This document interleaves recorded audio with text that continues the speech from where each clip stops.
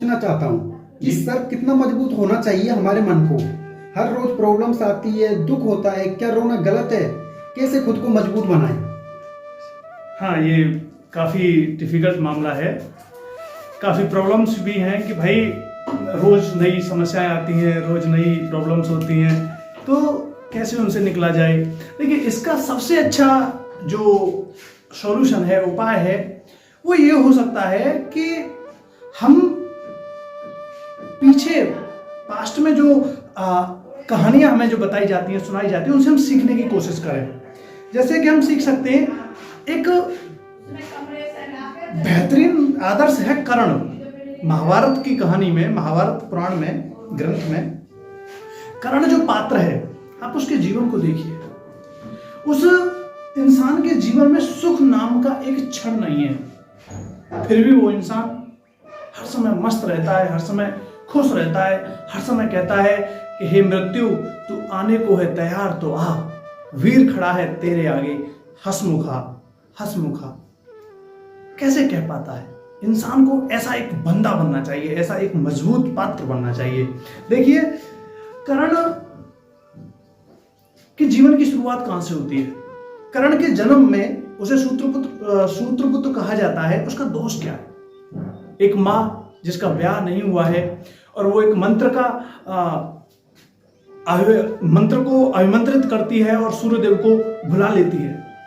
उसे संतान का जन्म होता है और उस संतान को अब वो लोक लज्जा के कारण सह नहीं पा रही है और क्या करती है? गंगा में बहा देती है।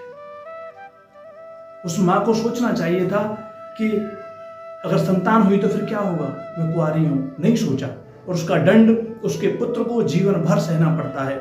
जीवन भर वो गंगा से अधिरथ के द्वारा निकाला जाता है, जो कि घोड़े चलाने का काम करता है, जो कि शूद्र है, और उसका नाम सूत्रपुत्र कर्ण पड़ जाता है। जीवन भर इस दंश के साथ वो जीता है, लेकिन उसका तेज सूर्य का तेज था। उसका माता कुंती का वो पुत्र था, क्षत्रिय था, जो कोई भी था, लेकिन उसके अंदर जो गुण थे, जो उसके अंदर क्वालिटीज थी, उनको कैसे छुपाए? वो खुद भी सोचता है कि यार मैं सूत्रपुत्र कैसे हो सकता हूं। लोग भी कहते हैं, समाज में कहते हैं ना कि यार लगता नहीं किसी गरीब का लड़का है, एटीट्यूड देखो, लगता नहीं कि अनपढ़ है, एटीट्यूड देखो। तो वो एटीट्यूड वो कहाँ ले जाए? उसके बाद वो थोड़ा बड़ा होता है तो समाज में शूद्रों को पढ़ने का, शस्त्र चलाने का अधिकार नहीं होता, लेकिन उसके अंदर जो जीन्स हैं, उसके अंदर जो क्वालिटीज हैं, वो उसे विद्रोह करने के लिए प्रेरित करती हैं। और समाज में जो विद्रोही होते हैं, जो विद्रोह करते हैं, उनके साथ समाज क्या क्या करता है, आप सब लोगों से छुपा नहीं है। कितना दंश सहा होगा उस इंसान ने। गुरु के पास जाता है तो गुरु परशुराम कह देते हैं कि मैं केवल ब्राह्मणों को शिक्षा देता हूं। उसका सारा सपना टूट जाता है। जातिवाद की इतनी कठोरता देखकर वो हृदय से विदीर्ण हो जाता है कि अब शिक्षा कैसे मिलेगी। तो वो झूठ का सहारा लेता है और कहता है कि मैं भी ब्राह्मण हूं, क्योंकि द्रोणाचार्य ने उसे त्याग दिया। अब द्रोणाचार्य के बाद कोई अच्छा गुरु था तो वो परशुराम थे। अब बड़ी विकट समस्या, कितना कितना कितना बेहतरीन वो इंसान रहा होगा। इतनी समस्याएं आ रही हैं, लेकिन वो हिल नहीं रहा है, वो डर नहीं रहा है, वो रो नहीं रहा है, वो लड़ रहा है। शिक्षा समाप्त होती है, लगभग अंतिम दिनों में गुरु शिष्य एक दूसरे के पास बैठे होते हैं और परशुराम कहते हैं कि मुझे निद्रा आ रही है। तो कर्ण पाल्टी लगा के बैठते और कहते हैं गुरुजी मेरी जंघा पर सो जाइए, और सो जाते हैं। कर्ण प्रेम भरी, स्नेह भरी नजर से गुरु को देख रहा होता है, मुस्कुरा रहा होता है और अपने अंदर उत्साह महसूस कर रहा होता है कि उसका गुरु उसके पैरों पर निद्रा ले रहा है। कितना उसके लिए, गुरु शिष्य के लिए गर्व की बात है। तभी एक कीड़ा आता है और उसके पैर को खाने लगता है। आपको एक चींटी खा जाए, झट से पैर को पटक देते हैं, बिलबिला जाते हैं, चींटा चिपट जाए तो उसे मार देते हैं तुरंत।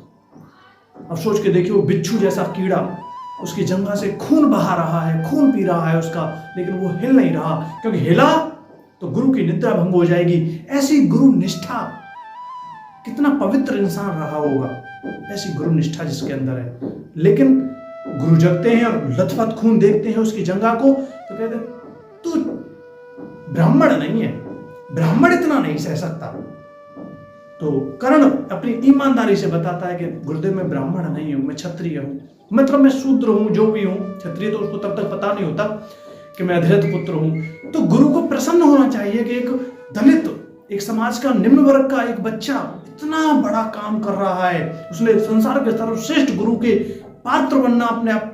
भाई परशुराम से शिक्षा लेना, उसके लिए खुद को भी तो काबिल बनाना होगा। कितना महान बनना पड़ेगा, द्रोणाचार्य, पितामह भीष्म जैसा बनना पड़ेगा।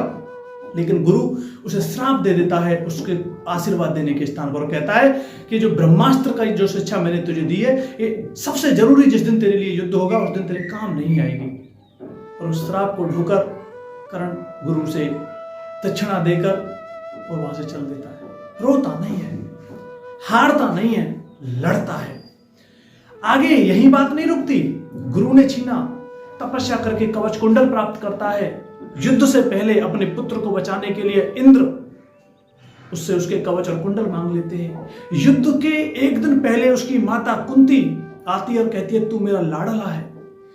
सोच के देखिए, जिसने जीवन भर अपनी माँ की तलाश में बिता दिया हो, जीवन भर अपने वंश की पहचान में जिसने अपना जीवन लगा दिया हो, जीवन भर उसने शूद्र शब्द सहा हो, उसे पता चले कि मैं क्षत्रिय हूं, तो कितना दुख हुआ होगा।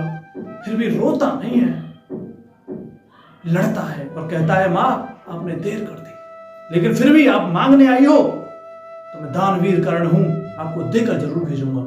आपने जने 6 पुत्र थे लेकिन नाम 5 पुत्रों को दिया था, तो मैं आपको ये वचन देता हूं कि आपके 5 पुत्र जीवित रहेंगे। मैं आपके 1 पुत्र को मारूंगा या खुद मरूंगा। 4 पुत्र आपके वो जीवित रहेंगे और मुझ में से या अर्जुन में से कोई एक जीवित अवश्य रहेगा। मां को भी वरदान देता है। बात यही नहीं रुकती। कर्ण अर्जुन से जीवन भर तपस्या करता है अपने आप को श्रेष्ठ स्थापित करने की लड़ाई के लिए। और जब महाभारत का युद्ध होता है तो कर्ण को पितामह भीष्म, जो कि सेनापति थे, युद्ध से लगभग आधे युद्ध में बाहर रखते हैं। सोच के देखिए, जिसकी एक योद्धा के लिए युद्ध वरदान होता है, वो युद्ध ही नहीं कर पा रहा, बैठा बैठा देख रहा है कि क्या हो रहा है। उसका मित्र, जिसके लिए उसने प्राण देने की बात कही थी, उसका मित्र डेली हारता है, जीतता है और वो देखता देखता छटपटाता रहता है। अब युद्ध में अंतिम दिन की लड़ाई होती है कर्ण और अर्जुन के बीच में। अब भी उसके संकटों का प्रहार कम नहीं होता। जब अंतिम क्षण में युद्ध चल रहा होता है तो उसके रथ का पहिया भूमि में धंस जाता है। वो रथ को, पहिए को निकालने के लिए नीचे उतरता है और नियम विरुद्ध अर्जुन उसकी छाती में बाण मारता है। वो घायल पड़ा रहता है। रात को भगवान कृष्ण आते हैं कि कुछ मिल जाए, युद्ध समाप्त हो गया है, और कर्ण के पास आकर बोलते हैं कि यहां कुछ नहीं मिलेगा, सब लहूलुहान पड़े हैं। तो कर्ण कहता है नहीं, कोई लहूलुहान नहीं पड़ा है, कोई घायल नहीं है, आपको जो चाहिए वो मिलेगा। तो आप सोच के देखिए कि आपके शरीर में घाव हो, ऐसा इंसान बनो। कर्ण के मुंह में एक सोने का दांत बताया जाता था। तो कहते हैं कि कर्ण अपने दांत को, एक पत्थर उठाता है, घसीट कर जाता है, उस पत्थर से अपने दांत को तोड़ता है और भगवान कृष्ण जो ब्राह्मण का रूप धारण करके आए होते हैं साधु का, उसके कमंडल में डालता है। हमारे दांत को थोड़ा सा चोट लग जाए कितना दर्द होता है। वो अपने हाथ से लहूलुहान पड़ा है और अपने दांत को तोड़ कर दे रहा है। ऐसा इंसान होना चाहिए। ऐसा इंसान छोटी छोटी बातों से हिल जाने वाला नहीं। जो हो रहा है वो होने दो। प्रकृति धोखा दे रही है, देने दो। प्रेम धोखा दे रहा है, देने दो। परिवार धोखा दे रहा है, देने दो। नौकरी से निकाले जा रहे हो, निकल जाने दो। सफलता नहीं मिल रही, मत मिलो। लेकिन हे मृत्यु, तू आने को है तैयार तो आ, हंसमुखा, ये वीर खड़ा है तेरे आगे, हंसमुखा। ऐसा साहस उसी के अंदर हो सकता है जो शरीर को नहीं, आत्मा को मानता हो। भगवान कृष्ण ने गीता सुनाई अर्जुन को थी, लेकिन सच्चे अर्थों में सुनी वो कर्ण ने थी। नैनम छिन्दन्ति शस्त्राणि नैनम दहति पावक न चैनम क्लेदयन्ति आपो न शोषयति मारुता। ये आत्मा है, इसे शस्त्र काट नहीं सकता, इसे अग्नि जला नहीं सकती, इसे वायु सुखा नहीं सकती, इसे जल गला नहीं सकता। नहीं तो सोच के देखो, जिसके सीने पर घाव हो, लहू लुहान हो, मृत्यु का इंतजार कर रहा हो, वो इंसान कैसे कह सकता है कि नहीं मैं घायल नहीं हूं, नहीं मुझे कुछ नहीं हुआ है। ऐसा वही कह सकता है जो आत्मा से जीता है, जो मन से नहीं, आत्मा से, वृत्ति से नहीं, आत्मा से जीवन जी रहा है। Thank you very much.